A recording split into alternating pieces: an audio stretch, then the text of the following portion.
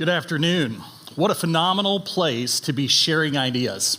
I've heard some amazing speeches, but I have to say, Tina just is the perfect speech to go before me because I want to talk to you today about caring for kids, and I want to talk to you about defining moments. You know, there's not that many moments in our life that truly define us, but one of those for me was when my firstborn, Ashlyn, was coming into this world. And I'll never forget, you know, I'd read the books and I had been the Lamarque coach, and I'm in a room full of women, probably more qualified to talk about childbirth than I am. But I want to tell you something. There's something about that, and people would tell you along the way, Lamarque, you just don't know until you're there. You can read all the books, you can do all these things, you don't know. And I remember when Ashley came into this world and holding her and thinking to myself, gosh, this is what everyone meant. How is it possible that I love this little person that just came into the world? How is it possible that I feel these emotions, that I feel this love for her? You know, she's an amazing person. And along the way, things happen. And I had another one of those defining moments 8.5 years ago when I walked into a pediatrician's office with Ashlyn and we were diagnosed with autism. Notice I said we, because when you receive a diagnosis, or someone you love, whether it's your child or your mother or your brother or your nephew or whoever that might be, it affects the whole family. It affects my wife. It affected me. It affected my children.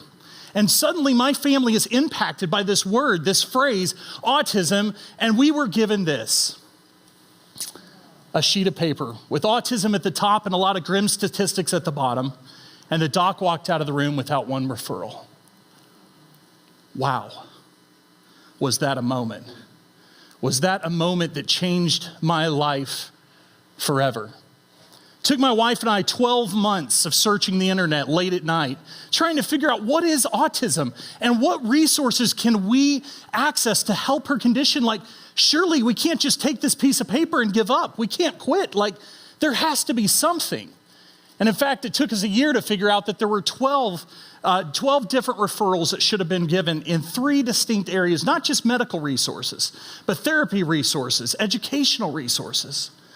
How could this happen? How could I live in the age of information and not have this quickly? And I began to ask questions. At the time I was in a startup and I put it on my bucket list, Ashlyn's project. Why does diagnosis suck in America? This was a question I had. And what I began to do is I kind of forgot about the bucket list, as we all do, and I sold a company 6 years ago and I took that out. And I thought, well, somebody's done something about this. And I began to look and I couldn't find answers. And so we went out and grabbed data because that's what I believe in. And we asked 250 caregivers, all with different diagnoses. Their kids had diagnoses of some type, maybe Down syndrome, maybe Dandy-Walker syndrome, but they had something. And we asked them, what happened at diagnosis? And how many resources did you receive at that point? And then I think the most important question, in a perfect world, what would happen? And here's what we learned.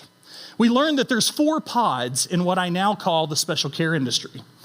There's early childhood, there's education, there's transition, and there's independent living. And what I figured out is that there are serious delays attached to each one of these pods. We also figured out something unbelievably fascinating, and that is that I had a ton in common with the person next to me who had a child with a completely different diagnosis. In fact, 85% of the diagnosis experience is exactly the same.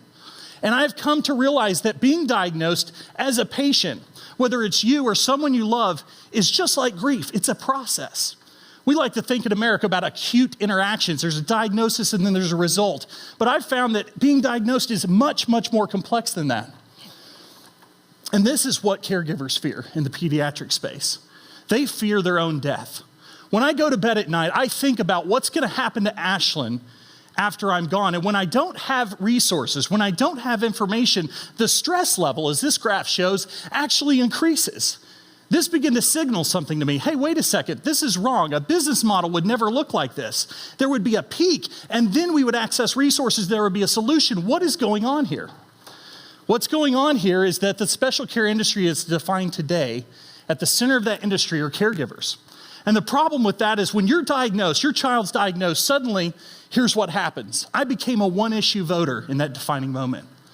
I became a one-issue researcher in that moment. And I can tell you right now, I have spent a lot of my life, and I will spend the rest of it, helping other families who have gone through a diagnosis experience to help them have the power to find their path of care. That's a defining moment. But this is messed up. How can we, as consumers, people affected by something, how can they be at the center of the industry? How can it be their job to fight insurance companies, to find resources? This seemed crazy to me. And I began to realize that this is the model that we need to build. I formed a nonprofit called the Connections Project, and it was invented right here in Dallas, Texas.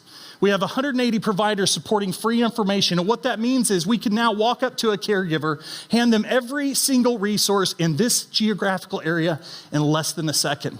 We just added an app to that because I believe they deserve information, but I believe the industry should be the one giving it to you, right? Most of you have heard about senior care, but how many of you have heard about the special care industry? When I talk to legislators, and I do often, about legislation that affects kids with special needs, all of them understand that they'll care for their parents for 2 to 6 years. But almost none of them understand what it's like to be a caregiver for life. I began to see similarities. I began to see opportunity.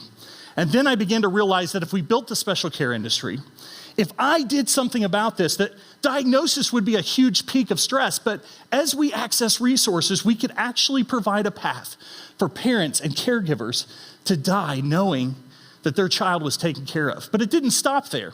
I began to get invitations to speak at Alzheimer's group, and I thought, this is Alzheimer's support group. I wonder if they really know what I'm doing. Like, why are they inviting me to speak? And finally, I asked one of the ladies, I said, listen, I'm kind of nervous about this. I don't understand why you invited me to speak. Like, I don't know if you know this, but I help kids. And she looked at me and she goes, Lamarque, we're the same. And what she meant is the top 3 needs of caregivers, whether you're in the pediatric space or the geriatric space, or maybe you're taking care of your spouse that has a terminal illness. Your top 3 needs are information, respite, which means to take a break, to go to the grocery store, to eat something, maybe with someone else that you love, so you can vent a bit. And then funding. How are we going to pay for this care? There are all these things that were similar. And 1.5 years ago, someone looked at me and said, Lamarque, I want to ask you a question. Why are you hoarding your work for kids with special needs? I was offended. Hoarding? What are you talking about? I'm not hoarding anything. I'm helping people. She looked at me and she said, Lamarque, you're only helping these people. Why aren't you helping the world? That was a big question. And then I realized something. I know something that is not talked about often, and that is that healthcare is unbelievably personal. There is not one path of care. There are paths of care. And when we are diagnosed, our family unit, the people that surround us, those that love us, we have to choose a path of care. So let me ask you a question. If all of us in this room and all of us at the watch parties, everyone who sees this video, if we all have cancer, same stage, same disease life cycle, are we going to agree on one path of treatment? The answer is absolutely not. And I'm spending my life helping you and your family so that you can find your own path of care. See, I talk to thousands of caregivers every year. And the first thing they tell me after I speak and I'm at the table, they're lined up like I'm a rock star. It's crazy. And they come up to me and they go, Lamarque, my son, my daughter was diagnosed with this, and they will never do this. It always starts that way. And I go, you know what? I'm really glad you shared with me what your child may never do. And now let me tell you something else. That doesn't matter. What matters is, what can your child do? What can the person you're caring for do? Whether they're a geriatric patient or a pediatric patient, you have to find ability, because my responsibility to Ashlyn has nothing to do with what she will never do. It has everything to do with what she can do. I have to respond to her ability. And when I do that, good things happen, solutions happen. But you're not going to find that at a doctor's office. You're not going to find that talking to somebody. You're going to have to find information. Well, Lamarque, which way is right? Which way is wrong? I'm not sure where to go. What if I make a mistake?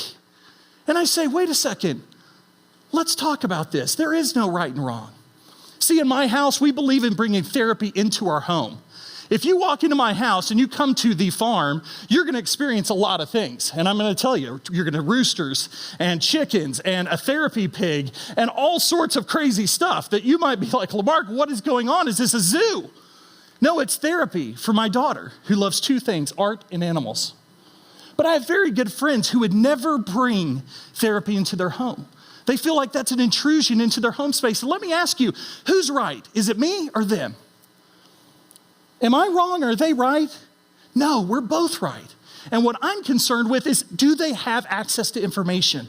Do they understand that they invent their own path of care and that they have to find it? What's right for me may not be right for you. Love this family, right? This movie came out several years ago, a Disney movie called Meet the Robinsons. You see this family?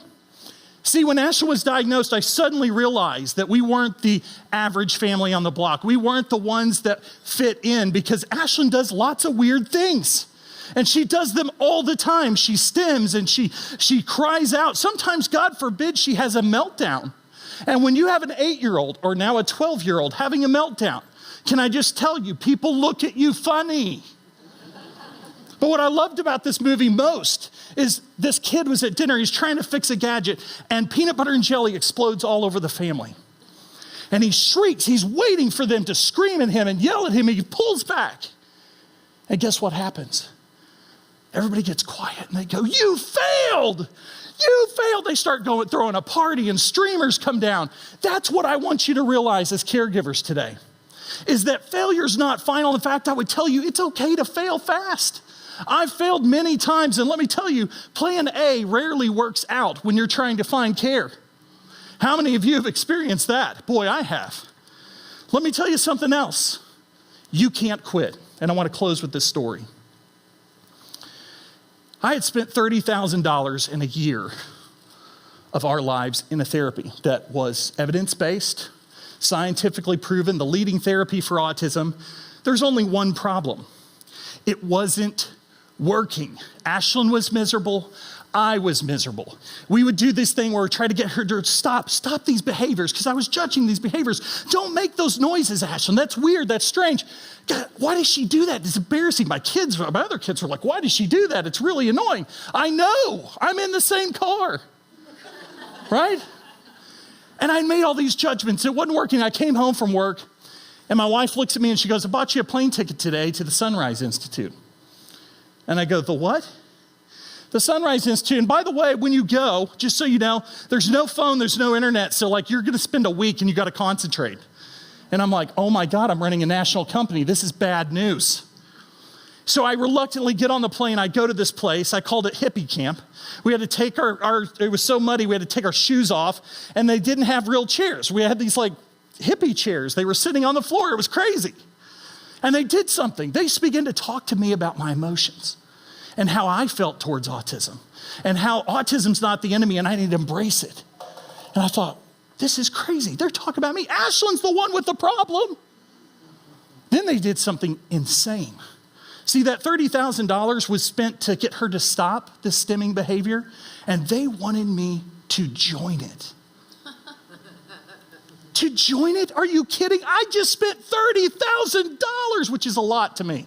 I'm a man. I was worried about money. $30,000 is not okay.